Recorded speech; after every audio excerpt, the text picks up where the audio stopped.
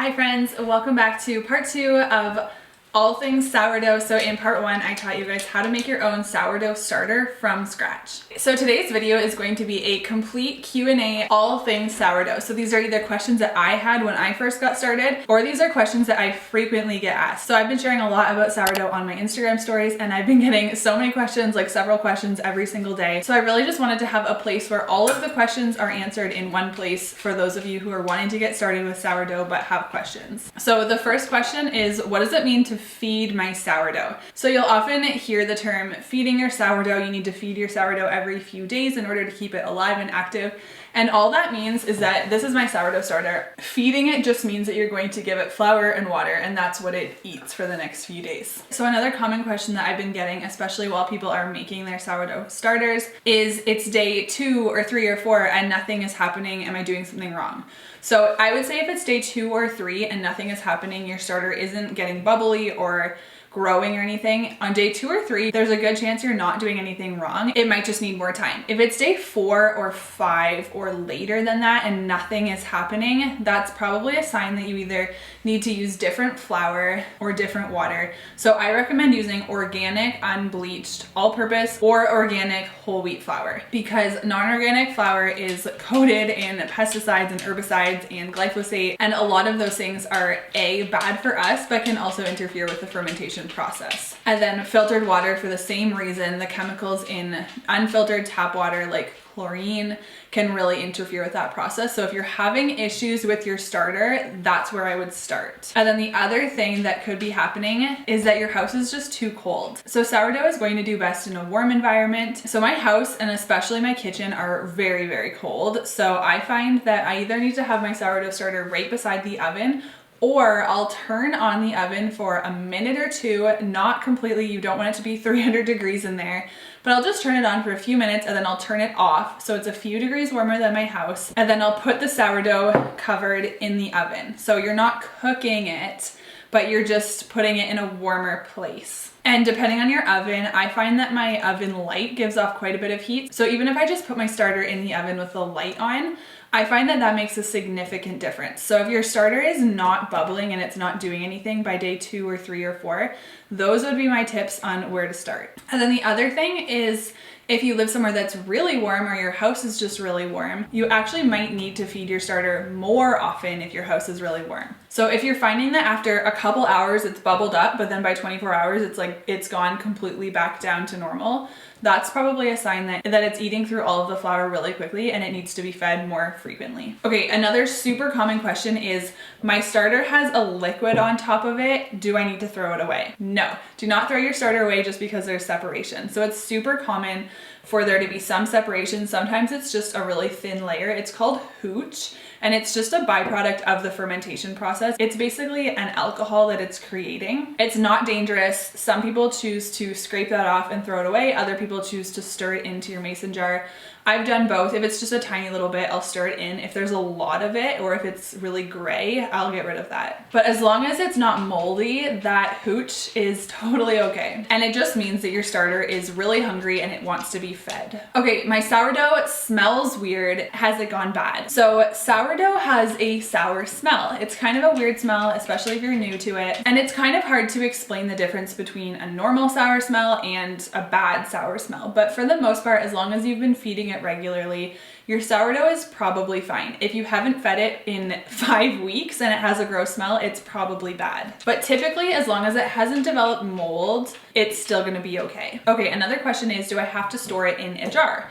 No, you do not need to store it in a jar, but you do need to store it in glass. But you could store it in a glass bowl. You could store it in a bigger, like, canister type jar. You just need to make sure that it's big enough for this to grow, because your starter can expand. It can easily double or even triple if the environment is perfect. So you never want to have it up at the top, because then you're going to end up with a huge mess. I just choose to use a mason jar because they're convenient. I always have extra mason jars in my house. My preference is actually to use a wider mouth mason jar. That's just, for some reason, not what it's in right now. Sometimes I'll pour it all out into a new jar so that I can clean this, because it gets really gross. But you don't want to use plastic with your sourdough starter, because the fermentation can actually pull toxins out of the plastic, which are then going to end up in your starter, which is really gross. You don't want that.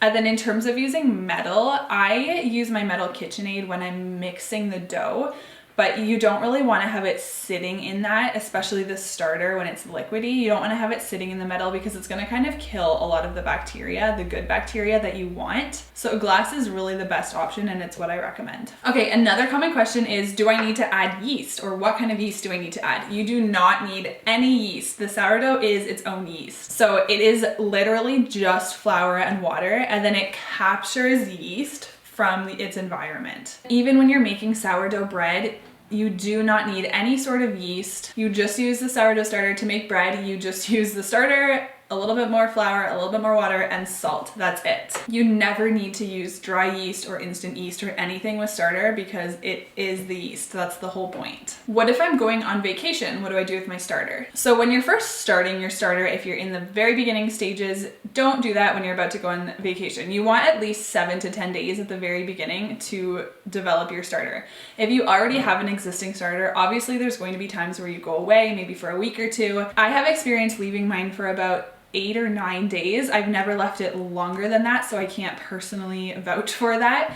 But for about a week, it's totally fine. You're just going to feed it before you leave and then put it in the fridge right away. So then it's going to break down that flour much slower. If you're going away on a trip for like a month, your best bet might just be to bring your starter to a friend's house and just give them instructions on how to feed it once a week. And then just keep in mind, when you come home from a week vacation and you take your starter out of the fridge, you're going to need to feed it at least 1 to 2 times before using it, because it's not going to be super active. The next question is, how do I know if my sourdough starter is ready to use? So I will say that you just kind of eventually know. You can tell by looking at it, but if you're new to it, there is a technique that you can use. You just get a bowl full of regular water and then just drop a small spoonful of the starter into the water, and if it sinks, it's not ready to be used, and if it floats, it is ready to be used. So if it sinks, that either means that you just fed it and it needs a few more hours to fully activate, or if you haven't just fed it, then that just means that it needs to be fed, and then by tomorrow it should be ready to be used. How long will my sourdough starter last? So a properly cared for starter will last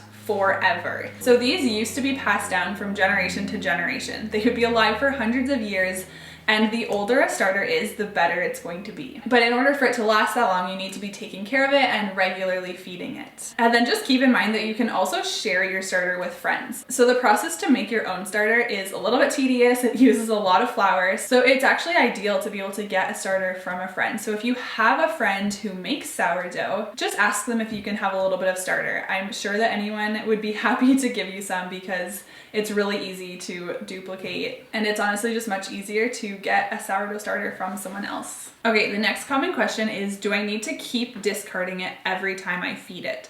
So this depends on a few things. Personally, I don't like to have a ton of starter. Some people keep a really huge jar of starter, but I just would never be able to use that. I would never be able to keep up with feeding it, because you would need to feed it like 8 cups of flour every few days. So I like to keep about a cup of starter at all times. And then if I know that I'm gonna do a bunch of baking, I can bulk up my starter and get a little bit more, but I really don't like to have even more than this. This is a lot of starter for me, because most of the recipes that I use only take about half a cup to 1 cup of starter for like a full loaf of bread or a full recipe of cinnamon buns. But the nice thing is, once you have an existing starter, as long as it's somewhat active, you can use that discard to make things like pancakes. So when you're making bread, you want it to be super active and super bubbly, but to make something like pancakes, I've had really good success with a starter that's not, I mean, it needs to be a little bit bubbly, but if it's not like 100% ideal, your pancakes are still gonna turn out pretty good. So that's a really good way to use up some of that discard that you don't necessarily want to keep, but you don't wanna throw it away. But like I mentioned, that's totally up to you how much starter you want to keep. Some people like to keep a ton of starter. I don't really know why you would need that much starter, but that's just preference. Okay, and then one of the most common questions I get is, what types of flour can you use? So like I mentioned, I recommend organic, unbleached all-purpose flour or organic whole wheat flour. Those are my top 2 choices, or organic bread flour. I personally do not have any experience using gluten-free flours like coconut flour or almond flour.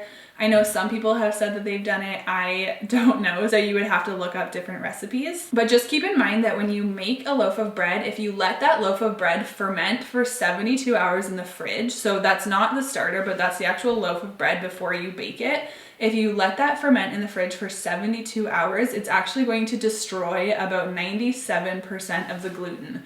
So it's basically going to be a gluten-free loaf of bread. So another question is, what do you use to bake it? So my personal preference is using my cast iron Dutch oven. I actually bought it specifically for baking sourdough. Of course, it has lots of other uses. I love it, but it is amazing. You do need a lid or something covering your bread while you're baking it in order for it to rise properly. I did recently make a loaf of sourdough bread in a loaf pan, and I just used aluminum foil to cover it. You don't want to cover it tightly. You want to kind of leave some room for it to rise while still trapping in the moisture. And I actually had really, really good success with this, but it's a little bit trickier. So I do recommend the cast iron Dutch oven. That's the best method. But of course, if you're on a budget and you don't want to go out and spend money on a Dutch oven right now, it will work to use the aluminum foil.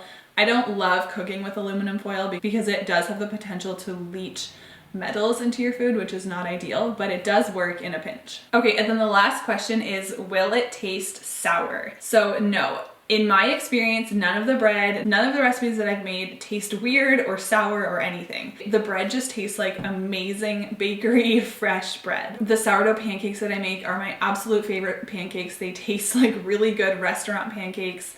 None of the recipes taste sour, but if you do like the more sour flavor, I think that there are recipes that you can find that are a little bit more sour, but I don't really have any experience with that because most recipes don't really taste sour. They just taste like really good bread. So I hope that that answered all of your sourdough questions. If you have other questions that I didn't answer, make sure you leave a comment in the comment box below and I will answer those for anybody else because I'm sure other people have the same question. So if your question wasn't answered, go to the comment box and read the other comments and see if I've answered it. Otherwise, be sure to ask that question. So I hope you guys like that. I'm really excited about how many people are getting into sourdough lately. I swear that's like all of my Instagram DMs right now are about sourdough. So I hope that this video was helpful and answered all of your questions. And I will see you guys again in a few days.